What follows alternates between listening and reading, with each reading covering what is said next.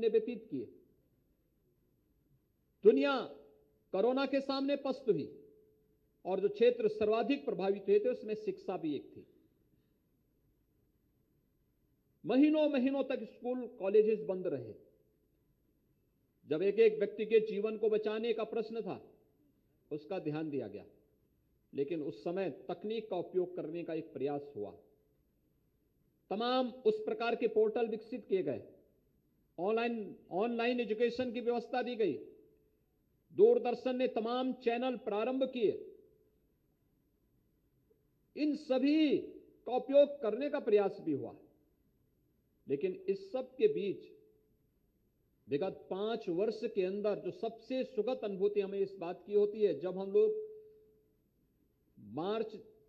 जुलाई 2017 में स्कूल चलो अभियान प्रारंभ कर रहे थे, उससे पहले जब 16 के मैं आंकड़े देख रहा था तो प्रदेश में माध्यमिक बेसिक शिक्षा परिषद में 1,34,00,000 बच्चे उस समय इन सभी स्कूलों में अध्ययन करते थे।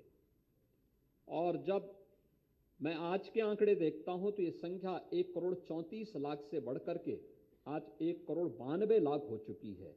यानी स्कूल चलो अभियान अपनी सार्थकता को प्राप्त कर रहा है और हम इस बात को मान सकते हैं कि बेसिक शिक्षा परिषद के स्कूलों में बच्चों की संख्या में बढ़ोतरी होना इस बात को प्रमाणित करता है कि वहां पे शिक्षा का स्तर बढ़ा है। इस दौरान ऑपरेशन कायाकल्प चलाया गया। पुरातन छात्र, मैं देख रहा था, हमारे मुख्य सचिव, एक दिन मुझे बलिया एक कार्यक्रम में जाना था, बलिया बलिदान दिवस के कार्यक्रम में। उन्होंने स्वयं भी इच्छा व्यक्त की कि मैं भी बलिया चलना चाहता हूं। तो मैंने समझा बलिया में वे स्वयं इसलिए जाना चाहते होंगे क्योंकि बलिया बलिदान दिवस है और 1942 में 19 अगस्त के दिन बलिया ने अपने आप को स्वतंत्र घोषित कर दिया था। कई महीनों तक बलिया स्वतंत्र रहा, लेकिन जब मैं बलिया पहुंचा तब मुझे पता लगा कि नहीं, वहीं के एक इंटर कॉलेज में उन्होंने अपनी शिक्षा प्राप्त की थी, इसलिए अपने स्कूल को देखने के लिए वहां जा रहे थे। अगर चीफ सेक्रेटरी के पद पर एक व्यक्ति अपने बचपन के उस स्कूल को जा करके देखने की इच्छा रखता है, क्या इन स्कूल कॉलेजेस ने कभी अपने उन पुरातन छात्रों को पहचानने का प्रयास किया, उन्हें अपने साथ जोड़ने का प्रयास किया?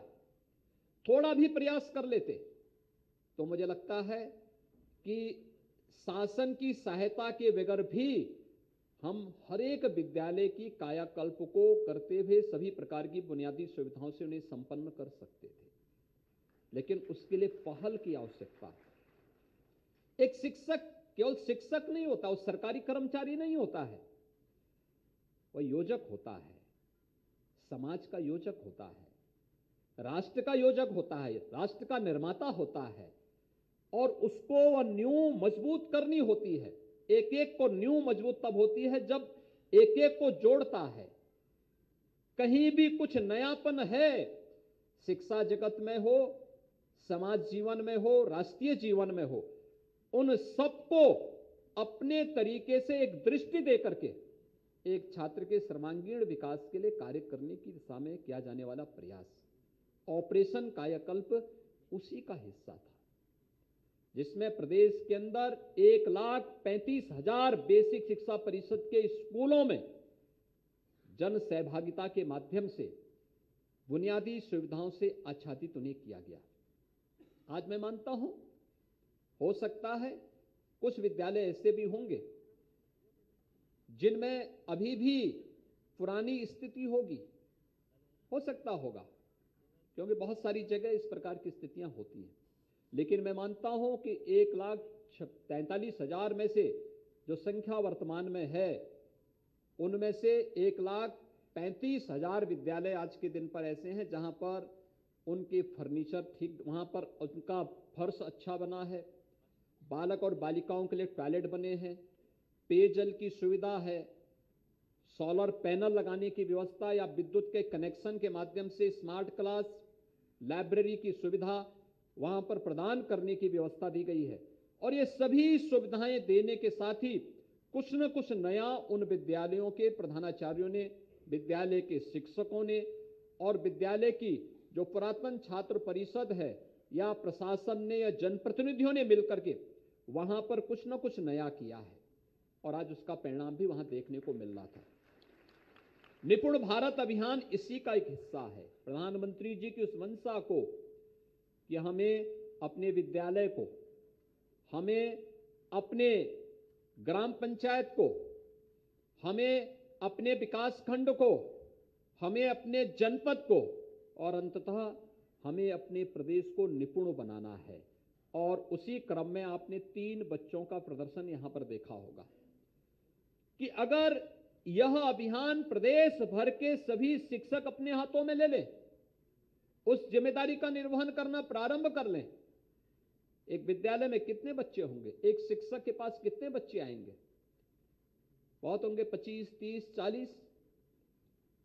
एक शिक्षक अगर उन 40 बच्चों की जिम्मेदारी अपने ऊपर लेकर के गांव में महीने में 1 बार 2 बार भ्रमण करते हुए घूम करके उन परिवारों के साथ मिलेंगे तो सामाजिक अध्ययन का एक बहुत बड़ा माध्यम उनके सामने होगा।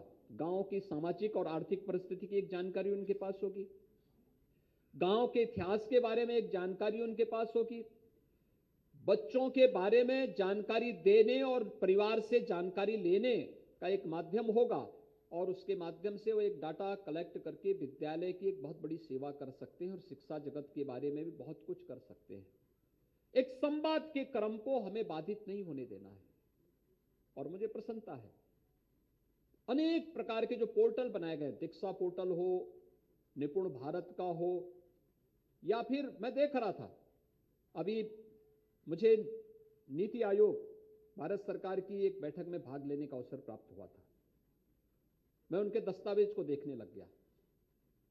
मैंने देखा उसमें एक मुझे चैप्टर देखने को मिला कि सक्सेसफुल स्टोरी इस राज्यों की क्या है, तो मैं शिक्षा में देखने लग गया। तो मैंने देखा कि उत्तर प्रदेश के, मैंने जब उत्तर प्रदेश को पलटा तो उत्तर प्रदेश में मुझे क्या देखने को मिला? सक्सेसफुल स्टोरी देश के लिए क्या था? एक